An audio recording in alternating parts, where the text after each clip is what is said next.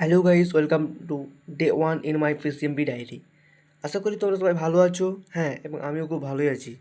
আজ সকালে ঘুম থেকে উঠে ওই 7:20 উঠে ব্রাশ করে ব্রেকফাস্ট করে একদম সকাল সকাল বসে পড়ি আমার ডিউটিতে। 8টার সময়ের মধ্যেই বসে পড়ি আমার ডিউটিতে।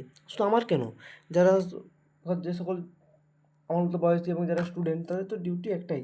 আমাদের মতো ছেলেদের ডিউটি কী, ছেলে বা মেয়েদের ডিউটি কী? সকালে উঠো, ব্রাশ করো, ব্রেকফাস্ট করো, বসে পড়ো নিজের ডিউটিতে, মানে স্টাডিতে। অনেকে বলে যে স্টাডি করা ভীষণ জটিল ব্যাপার একটা। আমি নিজেও বলি যে স্টাডি করা প্রচুর জটিল ব্যাপার। একবার ভাবো তো, আমার বাবা মা যারা মিডল ক্লাস বলে, তারা যারা ফার্মার বা চাষি বলে, তো তারা সকাল সকাল কত কষ্ট করে মাঠে যায়, সেটা আমি বুঝিনি জানিনি। তো আমার মনে হলো এটাতেই বললাম, তো ছাড়ো সেটা হোক।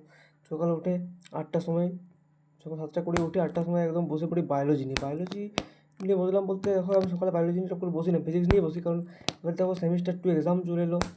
এক্সাম 17 তারিখ থেকে, ওটা মঙ্গলবার, খুব সামনে। তো সেমিস্টার 2 এক্সাম তো আমাদের দিতে হবে, বলো। এক্সাম তো সবাই দিতে হবে, আমার কেন, তোমাদেরও দিতে হবে বটে। তো বায়োলজি পড়ার পরে অনেকক্ষণ এক জায়গায় বিছানায় বসে বসে বেডে বসে আর পড়তে বসে চেয়ার টেবিল নিয়ে বসে পড়লাম। তো কিছু আমি তারপরে ফিজিক্স নিয়ে বসেছিলাম। ফিজিক্স করার পরে তো পুরো দিনটাকে পড়া যায়। তো ছোটোখাটো নিয়ে স্নান করে ছোটোখাটো খেয়ে দিয়ে ভাত খেয়ে দিয়ে অর্থাৎ আমার যে